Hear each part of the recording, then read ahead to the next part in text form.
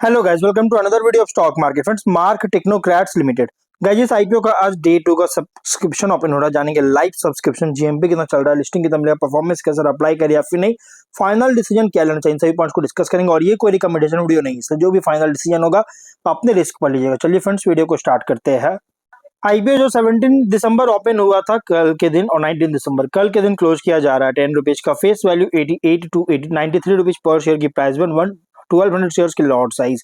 Fresh capital और जो मतलब fresh capital offer for share का जो मतलब की कॉम्बिनेशन है। 42.6 करोड़ का इशू साइज, 45.8 लाख शेयर्स का इशू किया गया।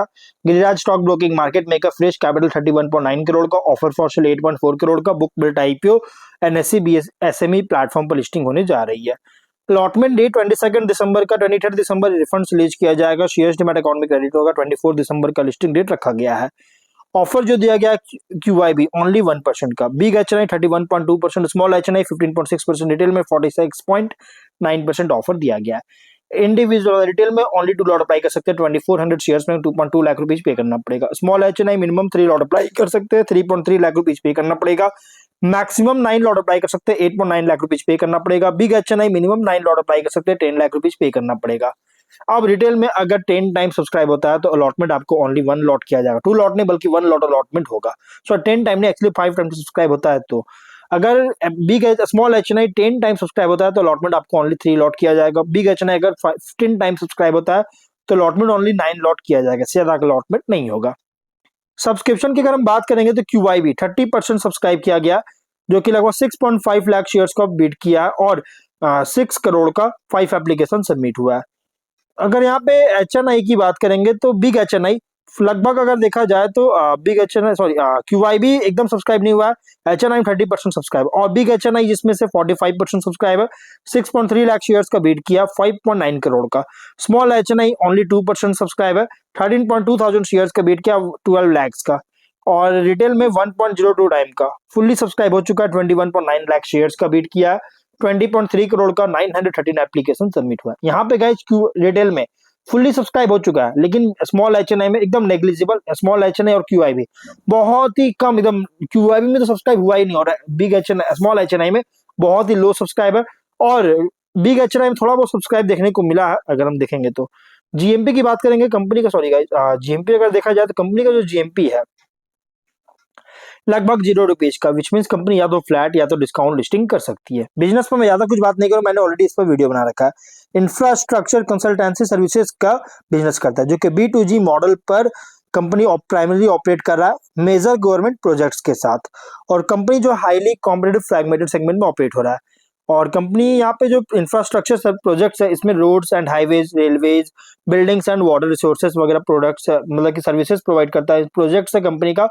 अब अगर हम बात करें इस कंपनी के फाइनेंशियल को लेकर, तो 25 में 80% का रेवेन्यू, 117% का प्रॉफिट, जो कि रेवेन्यू 48.5 करोड़ का, प्रॉफिट 7.5 करोड़ का। फर्स्ट हाफ में 32.6 करोड़ का रेवेन्यू, 5.7 करोड़ का प्रॉफिट है।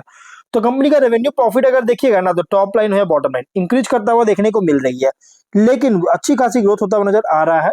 अब रेशियोज में ROE RONW 31% का, ROCE 35.6%, debt to equity 0.03 time का, PAT EBITDA मार्जिन 15.6 21.7%, PB और PE रेशियो 4.5 19.9 सॉरी 17 टाइम का P रेशियो, प्रमोटर होल्डिंग पे रेशियो 100 और पोस्ट 73.5% का।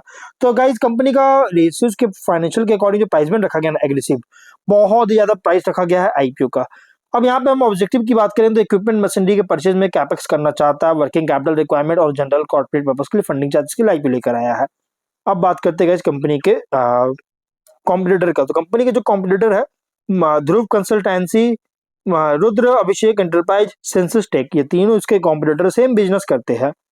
अब स्वॉट में देखिए, फाइनल डिसीजन क्या, स्वॉट में आपको मालूम चला क्या करना चाहिए। देखिए स्ट्रेंथ अगर देखा जाए तो कंस्ट्रक्शन जियो टेक्निकल इंजीनियरिंग स्पेस में ऑपरेट करता है, और निच टेक्निकल एक्सपर्टाइज है इसी में ही, जो कि एंट्री बैरियर्स क्रिएट कर रहा है कंपेयर कर जनरल सिविल कॉन्ट्रैक्टर से। तो जो एंट्री बैरियर है, एंट्री है, इसको बैरियर क्रिएट करती है। Infra metro commercial residential industrial projects को एग्जीक्यूट करने में एक्सपीरियंस है, जो कि डाइवर्सिफाइड प्रोजेक्ट एक्सपोजर हो रहा है, जिससे सिंगल सेगमेंट पर डिपेंडेंस रिड्यूस होता है। ट्रैक रिकॉर्ड और रिलेशनशिप जो है EPC contractors, real estate developers और गवर्नमेंट बॉडीज के साथ एस्टैब्लिश कर चुका है। एसेट सपोर्टेड ऑपरेशन है, स्पेशलाइज्ड मशीनरी और इक्विपमेंट क्रिटिकल के साथ कॉम्प्लेक्स फाउंडेशन वर्क्स के लिए। वीकनेस में बिजनेस जो है सो प्रोजेक्ट बेस्ड और एग्जीक्यूशन ड्राइवन है, जो कि रेवेन्यू विजिबिलिटी जो है डिपेंड करता है ऑर्डर इनफ्लो और टाइमली कंप्लीशन ऑफ प्रोजेक्ट्स पर। और कैपिटल इंटेंसिव नेचर है ऑपरेशन का, जो कि हैवी मशीनरी, इक्विपमेंट मेंटेनेंस और मोबिलाइजेशन कॉस्ट के कारण कैश फ्लो इंपैक्ट कर सकता है। वर्किंग कैपिटल इंटेंसिव बहुत ज्यादा है रिसीवेबल्स के साथ, जो कि लार्ज कॉन्ट्रैक्टर्स, गवर्नमेंट एंटिटीज के से जो सो लिया गया है, जो कि पेमेंट डिलेज को लीड कर सकती है। एसएमई स्केल होने के कारण जो प्रोलॉन्ग्ड कॉस्ट ओवररन्स या प्रोजेक्ट डिलेज का जो एब्जॉर्ब करने में एबिलिटी है उसको लिमिटेड कर सकता है। अपॉर्चुनिटीज में जो इंफ्रास्ट्रक्चर के लिए जो आउटलुक है, बहुत ही स्ट्रॉन्ग ग्रोथ आउटलुक है, जिससे अगर हम बात करें तो ये डेवलपमेंट प्रोजेक्ट्स के urban development projects, airport, ports, tunnel और रोड्स, मेट्रो रेल के अंडर जो कि आता है, और ये रिक्वायरमेंट होगा एडवांस्ड जियो टेक्निकल सॉल्यूशंस का, जिससे एडवांटेज मिल रहा है। प्लस कंस्ट्रक्शन प्रोजेक्ट्स का कॉम्प्लेक्सिटी इंक्रीज हो रहा है अर्बन एरियाज में, जिससे डिमांड जो है बूस्ट कर रहा है स्पेशलाइज्ड फाउंडेशन और ग्राउंड इंजीनियरिंग एक्सपर्टाइज के लिए। पोटेंशियल है ज्योग्राफिकली और को एक्सपैंड करने में और लार्जर प्रोजेक्ट्स को के लिए बीट करने में as order book execution capacity grow कर रही है। और आईपीओ विजिबिलिटी से क्या होगा, क्रेडिबिलिटी इंप्रूव हो सकता है और ये बड़े कॉन्ट्रैक्ट्स को विन करने में हेल्प करेगा। बेटर फाइनेंसिंग टर्म्स को जो है एक्सेस करने में हेल्प करेगी। थ्रेट अगर देखा जाए तो इंफ्रा और रियल एस्टेट साइकिल्स पर डिपेंडेंस है। स्लो डाउन अगर होता है गवर्नमेंट स्पेंडिंग और प्राइवेट कंस्ट्रक्शन में, तो प्रोजेक्ट फ्लो को रिड्यूस कर सकता है। कॉस्ट स्केलेशन अगर होता है फ्यूल, लेबर, स्टील, इक्विपमेंट में, तो इससे मार्जिन को कंप्रेस कर सकता है अगर फुल्ली पास थ्रू नहीं करता है तो। एग्जीक्यूशन रिस्क भी है, जैसे delays, geological surprises, safety issue, technical failure के कारण प्रॉफिटेबिलिटी और रेपुटेशन को इम्पैक्ट कर सकती है। इंटेंस कंपटीशन है लार्जर इंफ्रास्ट्रक्चर जियो टेक्निकल कंपनीज के साथ से, जो कि स्ट्रॉन्गर बैलेंस शीट जिनका है उनके साथ कंपटीशन बहुत ज्यादा है। एसएमई लिस्टिंग रिस्क, जो कि लोअर लिक्विडिटी और हायर शेयर प्राइस वोलेटिलिटी देखने को मिल सकता है पोस्ट लिस्टिंग, तो ये रिस्की भी है। पीयर कॉन्टेक्स्ट अगर देखिएगा तो लार्ज कंपनी से कंपेयर करें तो एक स्मॉलर है लेकिन स्पेशलाइज्ड है और फोकस कर रहा है foundation and Jio technical works पर, क्योंकि फुल ईपीसी प्रोजेक्ट्स के जो करता है अगर अदर कंपनी उससे कंपैरिजन में स्पेशलाइज्ड है कंपनी।